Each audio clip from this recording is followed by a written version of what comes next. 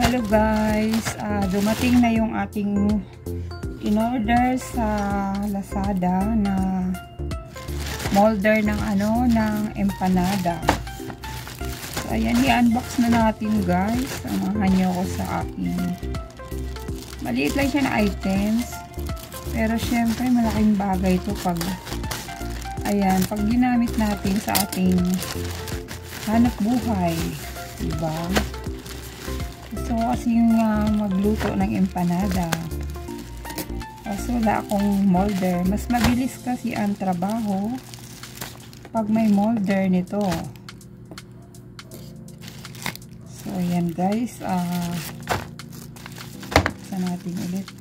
Ang in-order ko kasi ay tatlo yata yun sa isang set. Parang tatluhan sa isang set.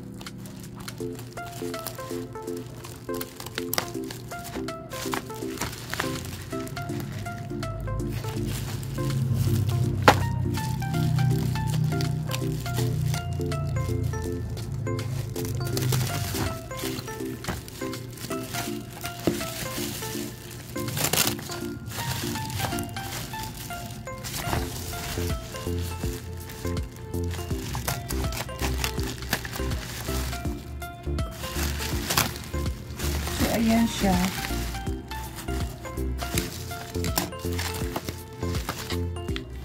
Yun, tatluhan nga siya. Sa small, medium, large. Diba? Maganda siya. May different sizes. Kung gusto ng customer ay small, medium, or large. So, buksan natin yung bawat isa.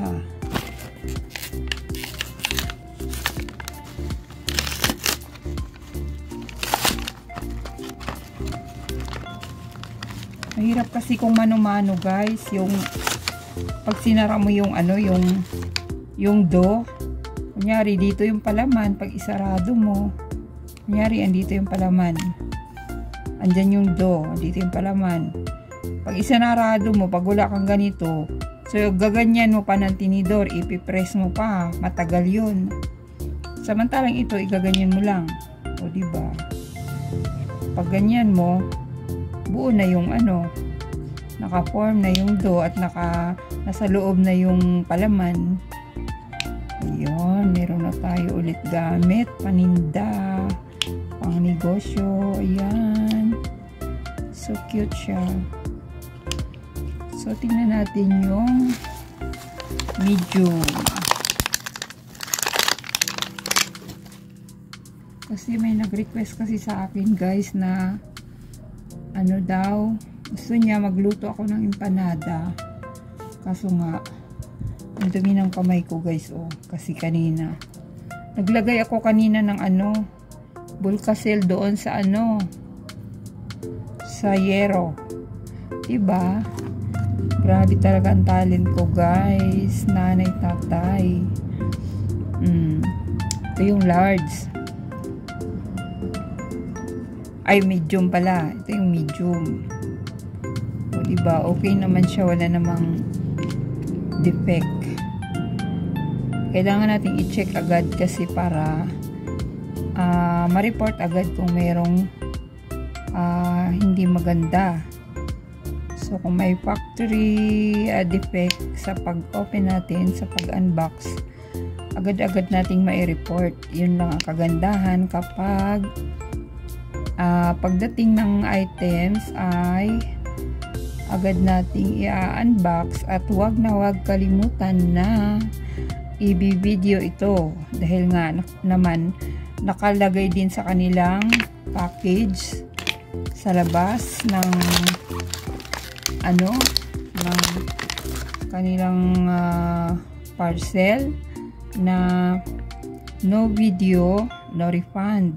So ito yung large. So, diba guys, okay naman siya. Wala naman siyang problema.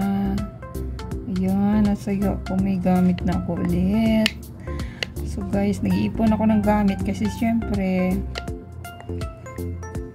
pag nagsawa ang isang tao sa ganitong merienda or ganitong luto, meron tayong ibang option. So kaya ako umorder ng ganito sa Lazada. Meron din naman sa Shopee nito. So yan guys, lahat ang 3 sizes natin ay parehong good. So ayan, parehong good. Thank you Lazada. So ayan kasi guys, pwede ka rin gumawa ng dumpling, same lang din. Ayan o, simple, clean, ano to? Baliktad kasi, durable. Ayan, simple, clean, durable. So ito kasi yun guys. Ayan, pang dumpling, pang empanada, same lang din ang gagamitin na tools. So ayan guys, yun lang ang laman ng ating unboxing, at salamat sa inyong pagsama sa akin sa aking munting unboxing. So ayan, itatapon na natin ito sa ating basurahan para naman walang kalat. Thank you guys. Hanggang dito na lang. Bye bye. Thank you, thank you, thank you.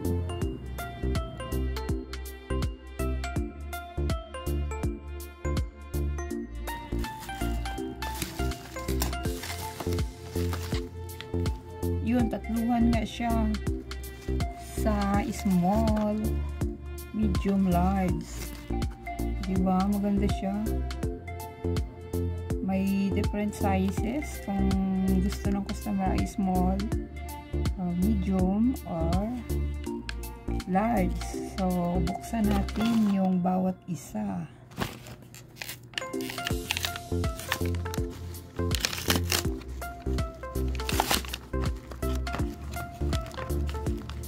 Mahirap kasi kung mano-mano guys, yung pag sinara mo yung yung dough,